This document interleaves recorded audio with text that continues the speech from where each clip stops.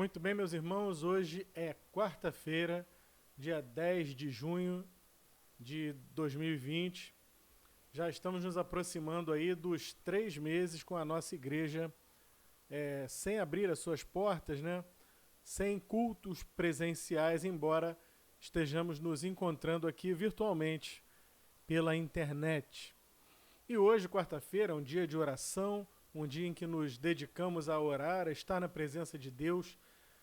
Eu, me lembrando desse fato de que se aproximam aí os 3 meses, decidi que nós vamos hoje trabalhar com o Salmo de número 42. Um salmo que todo mundo já passou por ele, nós já o conhecemos. Aquele salmo que começa dizendo: como a corça anseia pelas correntes das águas, sabe? Mas eu vou ler a partir do versículo 4. Salmos 42, versículo 4. Eu vou ler na versão NVT. Meu coração se enche de tristeza, pois me lembro de como eu andava com a multidão de adoradores à frente do cortejo que subia até a casa de Deus, cantando de alegria e dando graças em meio aos sons de uma grande festa. Por que você está abatida, ó minha alma? Por que você está triste? Espere em Deus. Ainda voltarei a louvá-lo, meu Salvador e meu Deus. Parece que alguém que passou por esse momento que nós estamos passando, não é verdade? Parece que o salmista passou por um momento assim também. Eu estive lendo sobre esse salmo não é de Davi, esse salmo é um dos salmos dos filhos de Corá, e os filhos de Corá eram cantores do templo. Não temos exatamente a informação sobre quem foi que escreveu esse salmo, mas ele nos dá a entender de que foi alguém que fazia exatamente isso aqui, que servia ali nos átrios do Senhor, no momento de cântico, no momento de culto a Deus, e que agora, por algum motivo, talvez uma doença, não sabemos, talvez por já ter passado da idade de servir ali no templo, ou por ter se mudado para algum outro lugar, fora Jerusalém, evidentemente, nós não sabemos. O que sabemos é que o seu coração está triste quando o autor escreve esse salmo, e ele declara isso: olha, meu coração se enche de tristeza. E qual é o motivo da tristeza do salmista? É relembrar que aqueles tempos de glória, de estar ali nos átrios do Senhor, ficaram no passado.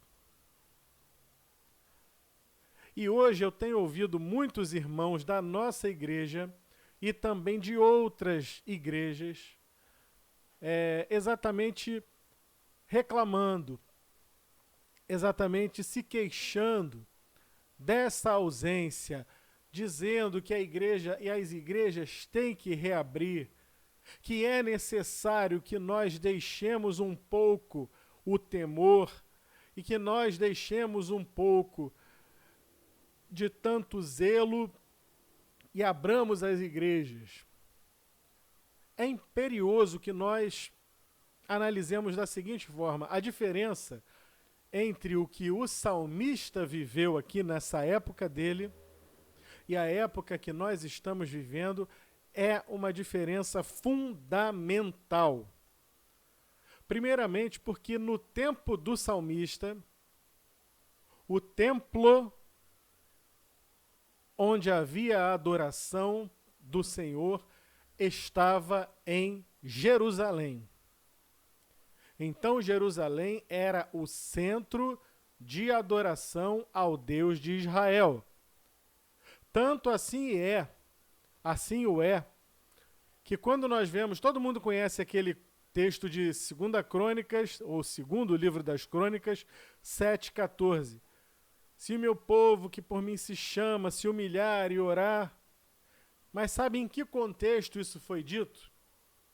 Foi dito no contexto da consagração do templo, e que o Senhor aparece a Salomão, e o Senhor faz esta promessa a Salomão, dizendo inclusive que aqueles do seu povo que estivessem fora de Jerusalém, fora de Israel, e que se voltassem em oração, no momento de orar, que eles se voltassem na direção do templo, né? Ou seja, se a pessoa estivesse a leste do templo, ela se voltaria na direção do oeste, se ajoelharia e oraria na direção do templo, algo até parecido com o que hoje fazem os muçulmanos quando só fazem as suas orações voltados para Meca. Ali, o Senhor falou, mesmo que os seus exilados, os seus filhos estejam fora de Jerusalém, quando eles se voltarem, onde eles estiverem, na direção deste templo, eu ouvirei as preces. Isso aconteceu com Daniel. Naquela ocasião em que Daniel foi acusado e acabou sendo lançado na cova dos leões, você pode observar que Daniel orava com as suas janelas abertas, as janelas que davam lá para o lado de Jerusalém, para a direção de Jerusalém. O que Daniel estava fazendo? Orando com a sua cabeça, com a sua fronte voltada para Jerusalém, ou o que havia restado de Jerusalém, na direção do templo. O salmista, então, a sua mente está formatada para um local de adoração único. E hoje, quando a nossa igreja aqui, a 22, está fechada, a igreja está fechada? Não. O templo está fechado, a igreja somos nós. E eu vou além. Um templo está fechado. Porque o Senhor, hoje, sobre a face da terra, ele não tem um templo, como era o que acontecia, né, nos tempos bíblicos, mas há vários templos. E onde não há templos, há casas em que a igreja perseguida se esconde, e ali diz o Senhor, onde estiverem 2 ou 3 em meu nome, ali estarei eu. Irmão, pode compreender isso? A igreja não está fechada esta nossa casa de oração, mas os céus estão abertos. Os ouvidos do Senhor estão abertos. Nós não precisamos internalizar em nós esse desânimo do salmista, essa tristeza que o salmista demonstra na sua escrita, porque o templo para o salmista, naquele tempo do Antigo Testamento, era algo absolutamente insubstituível. Mas eu e você temos duas coisas, pelo menos duas coisas que o salmista não tinha. A primeira coisa que nós temos é o Senhor Jesus. Nós temos a fé em Cristo, o Filho de Deus, que naquela época estava prometido e que para nós já é uma realidade. E se isso não fosse o suficiente, o Senhor foi para o Pai e deixou para nós um outro Consolador, o Espírito Santo, que habita em nós. Meus irmãos, o Espírito habita em mim e em você. Portanto, onde estiverem 2 ou 3, ali estarei eu. Você está sozinho? O Espírito Santo está com você, o Senhor está contigo. O Senhor não te desampara, o Senhor não te abandona. Você não pode estar longe do Senhor, porque perto está o Senhor daqueles que o buscam. Compreendeu?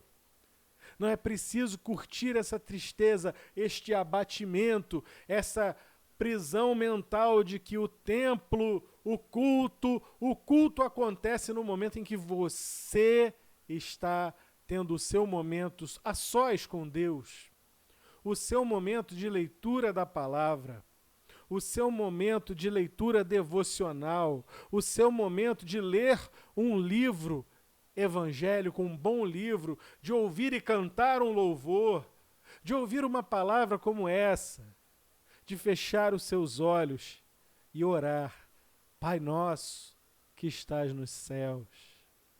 Ah, meu irmão, a tua alma e a minha alma não precisam sentir o abatimento desse salmista, porque hoje nós vivemos num outro tempo, nós vivemos no tempo da graça. O Senhor é por nós. Nós cremos que o templo voltará a ser aberto, este templo e também tantos outros templos espalhados aí pelo nosso Brasil e pela face da terra.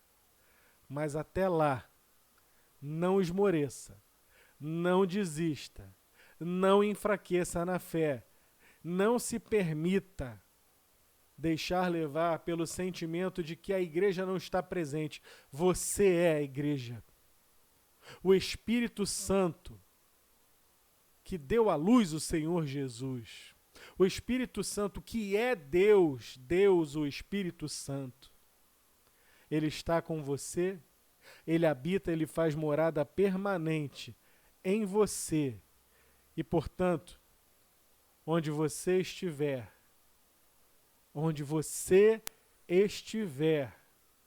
você e eu, nós somos Igreja de Cristo.